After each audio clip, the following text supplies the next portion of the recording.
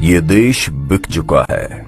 जी हाँ दोस्तों, आपको इस बात पर विश्वास नहीं हो रहा होगा, लेकिन इस वीडियो को लास्ट तक देखने के बाद आपको एक ऐसे दिल दहलाने वाले सच के बारे में पता चलेगा जो आपसे बड़ी चालाकी से छुपाया गया। मैं देश नहीं बिकने दूंगा, चौकीदार चोर है, ये घोटालों की सरकार है, ये ऐसे है, ये वैसे हैं। क्या कभी आपने सोचा है कि हमारे देश की राजनेता हमेशा चोरी और घोटालों की बात क्यों करते हैं? उनके लिए ये मुद्दे आखिर क्यों अहम नहीं होते कि देश को विकसित और युवाओं को समृद्ध भी बनाना है? मैं बताता हूं, इसका कारण है राजनीतिक चंदा, डोनेशन। जी हाँ दोस्तों, आज चुनावी समर में ये पार्टियां एक दूसरे पर घोटालों के इल्जाम लगाती है। हर नेता या तो अपनी सफाई देता फिरता है या फिर अपने झूठ को छुपाने के लिए किसी को ढाल बनाता है। कभी देश के जवान तो कभी जनेऊ के, कभी गोत्र। ये नेता इस जनता को इस तरह उलझाने में लगे रहते हैं। इनके द्वारा बनाए गए ये तथाकथित मुद्दे जितने भ्रामक दिखते हैं, उससे कहीं ज्यादा नुकसान इन मुद्दों से देश का होता है, क्योंकि इन सब के पीछे चलता है एक ऐसा खेल जिससे देश की या फिर किसी भी देश की भोली भाली जनता को बेवकूफ बनाकर इस देश का सौदा किया जा सके।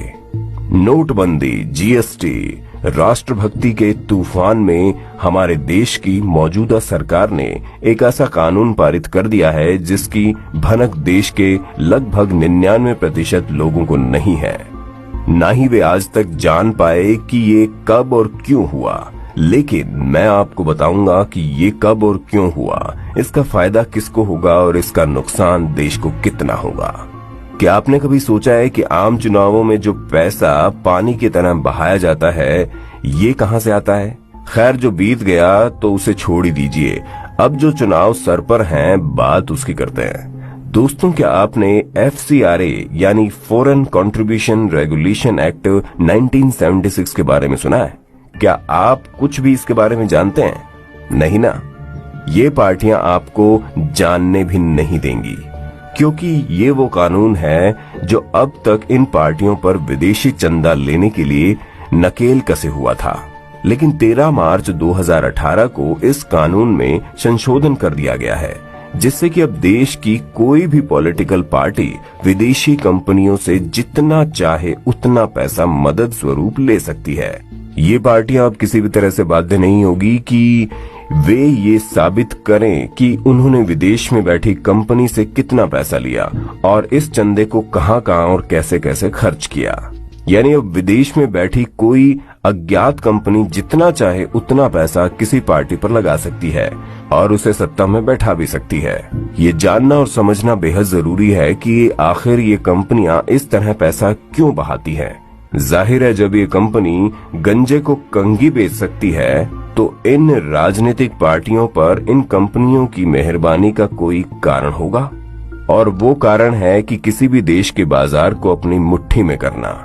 ये पार्टियां जब बेशुमार चंदा लेकर सत्ता पक्ष बनती हैं, तो इनकी सारी नीतियां इन्हीं कंपनियों के पक्ष में बनाई जाती हैं। उदाहरण के तौर पर आप कुछ इस तरह समझ सकते हैं। राफेल बनाने का जिम्मा भारत की एक ऐसी प्राइवेट कंपनी को दिया गया जो महज कुछ ही हफ्तों पुरानी है, जबकि भारत सरकार की खुद की कंपनी हिंदुस्तान एरोनॉटिक्स लिमिटेड कई दिशाओं से सैन्य जहाज बनाती आ रही है। ये नए निवेश लाने की आड़ में देश बेचने का एक नया गोरख धंधा चलाया जा रहा है। यानी भारत संचार निगम को पूरी तरह से खत्म करके उसे जियो के हवाले कर देना इन्हीं नीतियों का एक उदाहरण है।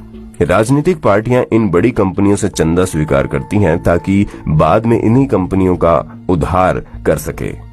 गौर करने वाली बात तो यह है कि FCRA को पूरी तरह से अपंग बनाने के लिए सभी पार्टियों ने सपोर्ट किया, फिर चाहे वो बीजेपी हो या कांग्रेस हो या फिर विपक्ष।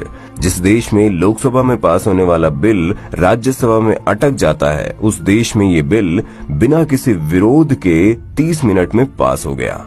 आपको बता दें कि ये FCRA राजनीतिक पार्टियों के लिए एक कांटा था जिसे इन लोगों ने निकाल कर फेंक दिया है। अब कोई भी अज्ञात कंपनी जिसका कोई भी आधार होना आवश्यक नहीं है इन पार्टियों को चुनाव लड़ने में मदद कर सकती है। जरा सोचिए, अमेरिका और चीन जैसे देश जो किसी भी देश पर घात लगाए बैठे रहते हैं, लोकतंत्र की इन रिश्वतखोरी में क्या कुछ नहीं कर सकते? ऐसे में हमारे अनपढ़ नेता कुछ पैसों और कुर्सी के लालच में आकर अगर देश का सौदा कर बैठे तो क्या होगा? हमारे सामने सीरिया जैसे देश ऐसा ही एक उदाहरण है, जहां इन देशों ने मिलकर एक पूरा का पूरा देश ही जर्जर और वहां के लोगों को शरणार्थी बना डाला।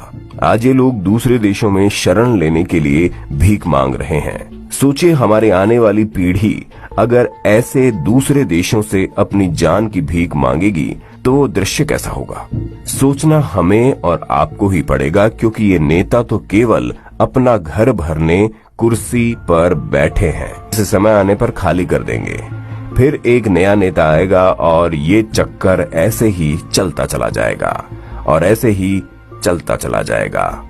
अब ये नेता चाहे तो खुद की एक कंपनी रजिस्टर्ड करके देश का लूटा हुआ पैसा इन्हीं कंपनियों के द्वारा लीगल तरीके से अपने चुनाव प्रचार में खर्च कर सकते हैं और इस देश का कानून इनका कुछ भी नहीं कर सकता। चाइना जैसा देश जो आज दोस्त कम और दुश्मन ज्यादा है, नेताओं के कंधों के सहारे भारत पर चढ़ाई कर सकता है। आज हमारे देश की अर्थव्यवस्था का लगभग आधा हिस्सा चाइना के हाथों में है। ऐसे में क्या गारंटी है कि इस देश के ये महान नेता सत्ता पाने के लालच में चीन से कोई ऐसा सौदा नहीं करेंगे जिससे देश को नुकसान हो जाए? क्योंकि FCRA तो ये लोग पहले ही खत्म कर चुके हैं। सोचिए इसके परिणाम कितने भयानक हो सकते हैं। आज हम इस भ्रम में जी रहे हैं कि जिसे हम अपना नेता मानते हैं वो देश हित में काम कर रहा है और नए अवसरों को जन्म दे रहा है, लेकिन सच तो ये है कि वो नेता खुद ही किसी उद्योगपति का गुलाम है जिसे उसकी ही नीतियों के आधार पर कदम बढ़ाने होंगे। हम सोचते हैं कि हमारे देश का लोकतंत्र मजबूत है, लेकिन हम ये नहीं जानते कि FCRA जैसे कानून से छेड़खानी हमें एक ऐसी जनता बना देगी जिसका वोट तो होगा लेकिन उस वोट की कोई वैल्यू नहीं होगी। चुने वही जाएंगे जिसे क्रोनी कैपिटलिस्ट चाहेंगे। अमेरिका जैसा देश जहां लोकतंत्र के नाम पर सभी राजनीतिक खेल खेले जा रहे हैं, भारत उसी अमेरिका के पद चिन्हों पर चल रहा है। आज अमेरिकी देश का लोकतंत्र वहां बैठे कॉरपोरेट तय करते हैं। जिसके हाथों में ये पावर है उसके देश का अगला चेहरा कौन होगा? भारत में भी FCRA के द्वारा इसकी शुरुआत हो चुकी है। ये बेहद संवेदनशील विषय है जिसे हर भारतीय तक पहुंचाना होगा और इसके लिए हमें आपकी मदद चाहिए। हमें नहीं पता कि आप हमारे बाकी वीडियोस शेयर करते हैं या नहीं, लेकिन इस वीडियो को शेयर करें भारत के लिए, भारत की आने वाली पीढ़ियों के लिए। धन्यवाद।